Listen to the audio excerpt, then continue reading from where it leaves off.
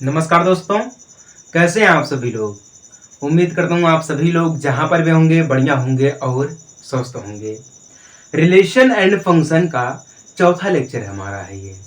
चौथे लेक्चर में हम लोग कंपोजिशन ऑफ फंक्शन के बारे में जानेंगे। कंपोजिशन ऑफ फंक्शन ये क्या होता है और हमारा इस चैप्टर में इतना महत्वपूर्ण क्यों है, इन सभी का जवाब जो है आपको इसी लेक्चर में मिल जाएगा। बस आप लोग वीडियो को अंत तक देखिएगा और लास्ट में आप लोग अपना फीडबैक जरूर दीजिएगा, ठीक है। तो आप सभी लोग सबसे पहले हेडिंग डालेंगे कंपोजिशन ऑफ ए फंक्शन। क्या है? Composition of a function. क्या?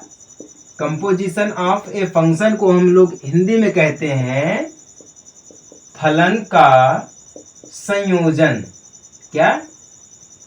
फलन का संयोजन। अब देखिए, जो संयोजन यानी कि कंपोजिशन है, इसका मतलब मैं थोड़ा आपको समझाना चाहता हूं बिल्कुल बेसिक से, ठीक है। इसका मतलब ये हो जाता है, अगर हमारे पास कोई चीज यहां पर दी गई है ए के रूप में और कोई चीज हमारी यहां पर दी गई है बी के रूप में, ठीक है, तो हम थोड़ा सा इसमें लेंगे, थोड़ा सा इसमें लेंगे, ठीक है। मतलब थोड़ा थोड़ा ले करके हम एक नई चीज को बनाते हैं, ए बी को। क्या बनाते हैं? ए बी को। यानी कि जो थोड़ी थोड़ी चीजें हम लेकर के इकट्ठा करते हैं वही कंपोजिशन के रूप में आता है, ठीक है। और कुछ उसी प्रकार से हम इसमें यूज करेंगे, ठीक है। कुछ उसी प्रकार से हम इसमें यूज करेंगे, ठीक है। कैसे करेंगे यूज, आइए देखते हैं, ठीक है। देखिए, हमारे पास मान लीजिए तीन अरिक्त समुच्चय हैं। तीन अरिक्त समुच्चय यानी कि नॉट एम्प्टी है, यानी कि ए बी सी। हमारे पास तीन अरिक्त समुच्चय, ठीक है। हमारे पास एक फलन है, हम बोलते हैं ए से बी में। क्या है? ए से बी में है। तो इसका मतलब क्या हो जाएगा, अगर हम लेंगे तो एक्स इप्सिलॉन ए मिलेंगे। किस में लेंगे? एक्स इप्सिलॉन ए मिलेंगे, ठीक है। तो इसका मतलब ये है कि जो हमारा फलन एक्स दिया गया है वो क्या है? इप्सिलॉन बी में है। क्या है? इप्सिलॉन बी में है। तो इसका मतलब क्या है? ये अद्वितीय हल है। क्या है ये? अद्वितीय हल है। तो इसका मतलब ये होता है, ठीक है। तो हम जब ऐसे लिखते हैं तो ए से बी में जाएगा। कहां पे है? ए से बी में है, ठीक है। जब अगर हमारे पास मान लीजिए दूसरा फलन एक है, जी की फॉर्म में दिया गया है, तो बी से अगर हम सी में लेंगे, ठीक है, क्योंकि ए से बी मिल गया, फिर बी से हम सी मिलेंगे। जब बी से सी लेंगे तो हम लिखेंगे एक्स इप्सिलॉन बी, ठीक है। एक्स इप्सिलॉन बी लिखेंगे, उसके बाद लिखेंगे हम जी एफ एक्स लेंगे हम, तो इसमें लिखेंगे इप्सिलॉन सी में। क्या लिखेंगे? इप्सिलॉन सी लिखेंगे, ठीक है। क्योंकि एक पॉइंट बन रहा है। कंपोजिशन का मतलब मैं आपको समझा रहा हूं कि हम थोड़ा थोड़ा लेकर के दो फलन से एक हम नया फलन बनाएंगे, यानी कि नया फंक्शन बनाएंगे। इसी को बोलते हैं कंपोजिशन ऑफ ए फंक्शन, ठीक है। अब देखिएगा, अब मान लीजिए हमारे पास एक यहां पर दिया गया है, थोड़ा इसको हम डीपली समझाना चाहते हैं आपको, ठीक है।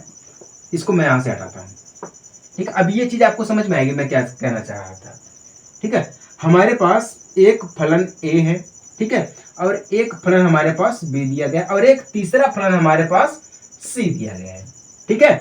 ए से बी में एक रिलेशन होता है एफ का, ठीक है। बी से सी में होता है जी का। हम आपको बोले ना अभी दूसरा फंक्शन, हमारे पास दो फंक्शन है, ठीक है। तो ए में हमारा एक्स है। जब हमारा रिलेशन यानी कि जब हमारा फलन बनेगा तो ए से जब बी में बनेगा, ए से बी में बनेगा तो एफ एक्स में बनेगा ना, ऐसे ही बनेगा ना। क्योंकि हमारा एक फंक्शन बना है, एक्स में जाएगा तो हम बी में लिखेंगे एफ एक्स।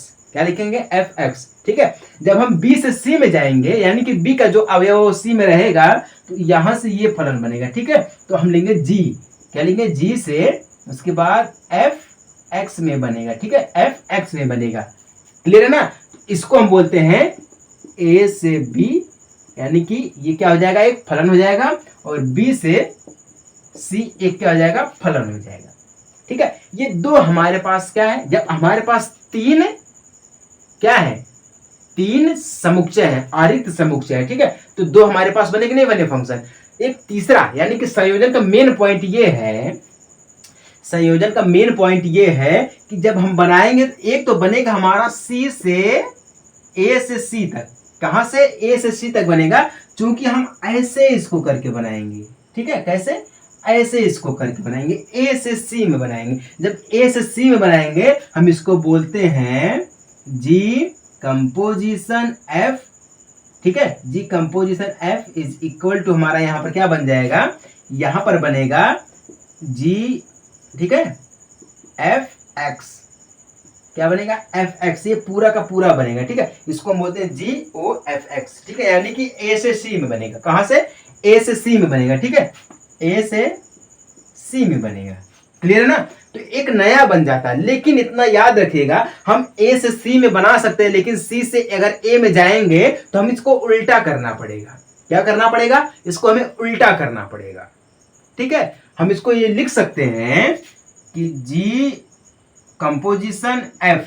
ठीक है, क्या लिख सकते हैं, जी कंपोजिशन एफ तो लिख सकते हैं।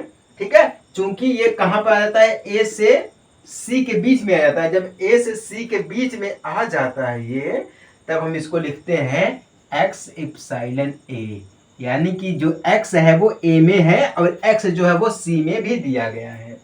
ठीक है, कहां पे दिया गया है। अब हम इसको ऐसे नहीं लिख सकते हैं। देखिए, F epsilon sorry F composition G, ठीक है ना, not is equal to G composition F. ये दोनों क्या है, आपस में बराबर नहीं हो सकते हैं। अगर उल्टा लिखना चाहे तो हम नहीं लिख सकते हैं। ठीक है, अगर हम ऐसे लिखेंगे तो यहां से यहां तक जाएंगे तो हमारे पास क्या पड़ेगा, ए से बी से सी पड़ेगा। ठीक है, लेकिन हम जी से डायरेक्ट एफ तक आएंगे, जी से डायरेक्ट एफ तक आएंगे तो यहां से हमें डायरेक्ट क्या करना पड़ेगा, यूटर्न लेना पड़ेगा। ठीक है, तो हम डायरेक्ट यहां से यहां आ सकते हैं, लेकिन अगर हम यहां से यहां तक जाना तो हमें दो लाइन को पार करना पड़ेगा। ठीक है, एफ और जी को मिलाना पड़ेगा। ठीक है, तो इसको हम ऐसे नहीं लिख सकते। जब भी लिखेंगे हम तो जी से एफ के बीच में लिखेंगे, यानी कि G composition F is equal to F composition जी।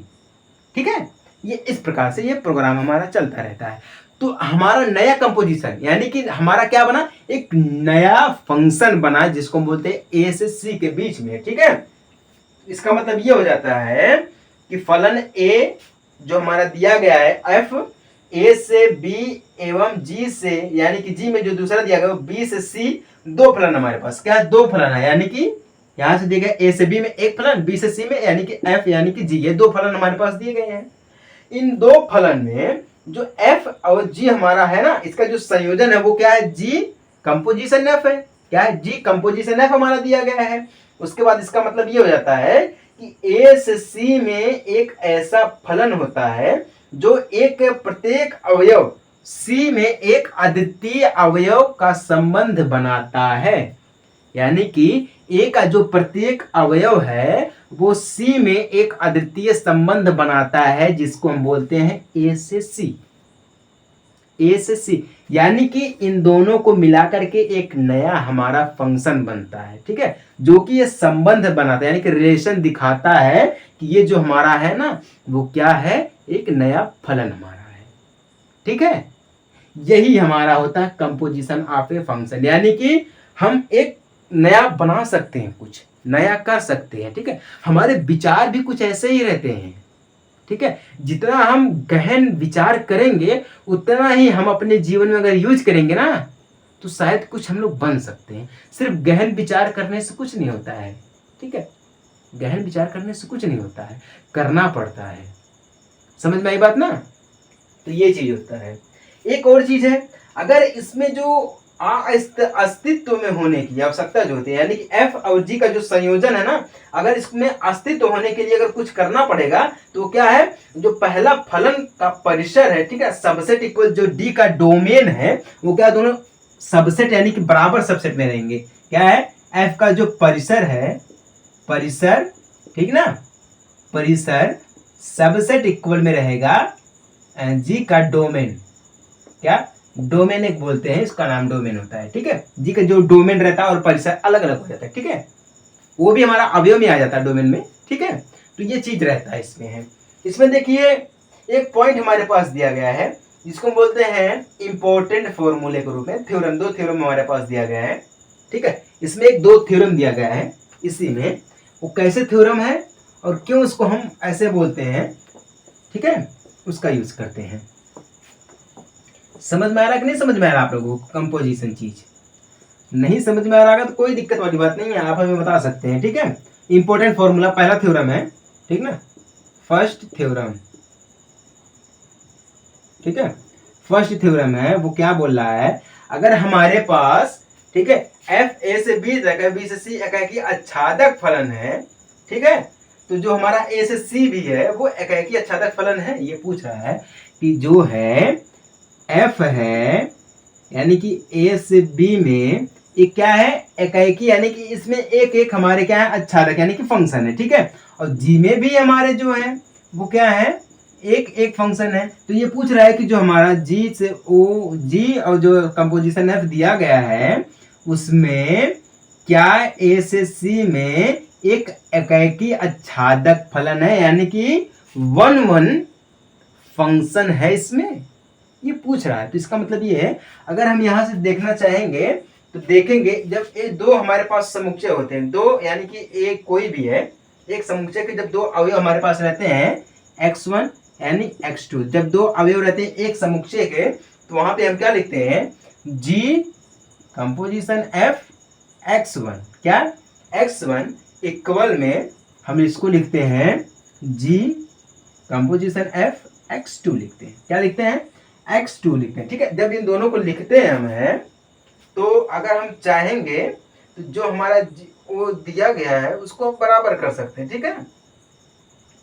अगर हम जी को निकालेंगे, जी दोनों साइड से अगर हम निकालेंगे, जी को अगर हम दोनों साइड से निकालेंगे तो हमारे पास क्या बचेगा, एफ x1, ठीक है, इक्वल में यहां से जी निकालेंगे तो बचेगा एफ x2, ठीक है, जो कि हमारा कहां पर था, ये कहां पर था, ये बी में था, कहां पर था ये हमारा, ये बी में था, ठीक है। जब ये हो जाएगा तो जी से जी को हम काट देंगे, क्या करेंगे, जी से जी को हम काटेंगे, तो इसका मतलब ये है कि ये हमसे ये कहना चाह रहा है x1 is equal to x2, हमें ये बताना है, क्या है, हमें ये बताना है कि ये एकाकी है, ठीक है ना, यानी कि इसमें एक एक हमारे जो आच्छादक यानी कि कंपोनेंट दिए जाते हैं। जी से जी को हम काटेंगे, उसके बाद क्या बचेगा, एफ को बाहर करेंगे x1, ठीक है, इज इक्वल टू एफ को बाहर करेंगे x2, ठीक है, तो f को f से काटेंगे तो x1 is equal to x2, ये दोनों क्या है, एक इससे क्लियर होता है कि जो हमारा a से c एक जो हमारा फलन बना है वो क्या है, ये भी एक एकाकी है, ठीक है।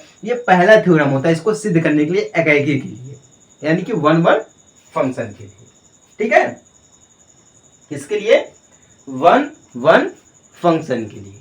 समझ में आई बात कि नहीं समझ में, बहुत ही इंपॉर्टेंट है। और दूसरा थ्योरम भी इसमें दिया गया है, वो है वो इनवर्स के रूप में दिया गया। दूसरा थ्योरम क्या बोल रहा है, ये समझ में आया कि नहीं समझ में आया है, ये एकाकी पूछ रहा है, क्या पूछ रहा है, एकाकी पूछ रहा है, ठीक है।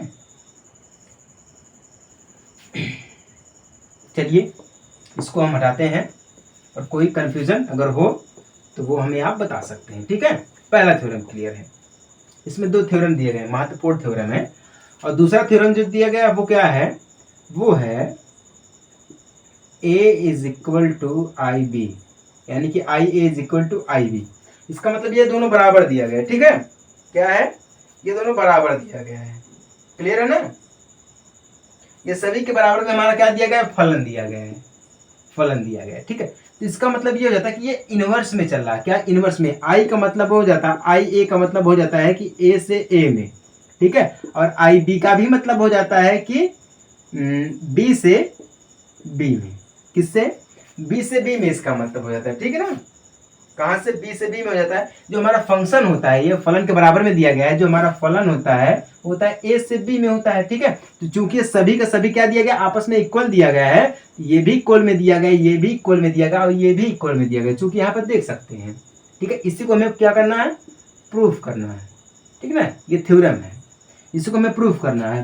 तो ये हो सकता है कि नहीं हो सकता है, जब हम इसको ऐसे इनवर्स में लिखेंगे तो क्या लिखेंगे हम इसको, है एक्स के सापेक्ष में लिखेंगे तो क्या लिखेंगे हम यहाँ पर, है लिखेंगे एफ ओ से आई ए इज इक्वल टू, क्या लिखेंगे, इज इक्वल टू में सभी को कर देंगे बराबर में, या फिर हम यहाँ से अगर एक्स के सापेक्ष में एक जगह पे लिखेंगे तो यानी कि हमारा यहाँ पर हो जाएगा X is equal to F बड़े ब्रैकेट में, ठीक है, एफ आई, ठीक है, क्या हो जाएगा, एफ आई इनवर्स यानी कि आई इनवर्स यानी कि ए एक्स के रूप में, ठीक है, किसके, एक्स के रूप में, एक्स फॉर्म में दिया गया है, कहाँ पर दिया गया है, एक्स फॉर्म में दिया गया है, ठीक है। चूंकि इसका मतलब यही हो जाता है, इसका मतलब जो है ए का मतलब यही हो जाता है, ठीक है।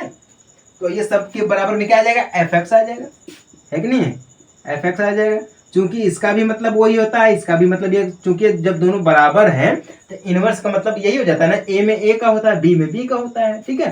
तो ये भी क्या हो जाएगा, एफ एक्स में आ जाएगा, ठीक है। इसका मतलब ये खत्म हो जाएगा, एफ एक्स में आ जाएगा। उसके बाद जब ये एफ एक्स में आ जाएगा तो हम ये जब ए की बात करते हैं, जब ए की बात करते हैं, एफ ओ आई ए से इज इक्वल टू एफ होता है, तो एफ का मतलब एक्स होता कि नहीं होता है, हैं? तो इस प्रकार से साइंटिफिकली प्रूफ हो गया कि नहीं हो गया है। मैथमेटिक्स में इसको हम ऐसे ही प्रूफ करते हैं, बस यही सेम चीज जो क्या है वो बी में कर देंगे हम, ठीक है। यही सेम चीज जो है वो बी में कर देंगे, जो ए में किया वही सेम चीजें हम बी में कर देंगे, तो इससे ये दोनों क्या हो जाएगा, आपस में ये कंफर्म हो जाएगा, ठीक है। ये थ्योरम होता है इन सभी को प्रूफ करने का। किसी को कोई दिक्कत है भाई, अगर किसी को कोई दिक्कत होगी तो बता दीजिएगा, बस इतना आप काम करिएगा, ठीक है। अगर किसी को कोई दिक्कत होगी ना तो बता दीजिएगा, ये मत कहिएगा कि आप नहीं बता सकते हैं, ठीक है। तो उम्मीद करता हूं आपको ये समझ में आएगा। बस इतना छोटा सा ही लेक्चर, हमारा बहुत ही छोटा लेक्चर है, ठीक है। तो चलिए मिलते हैं हम आपसे अपने एक बड़े से लेक्चर के साथ अपने अगले वीडियो में, और एक छोटे से ब्रेक के साथ। तब तक के लिए जय हिंद, वंदे मातरम।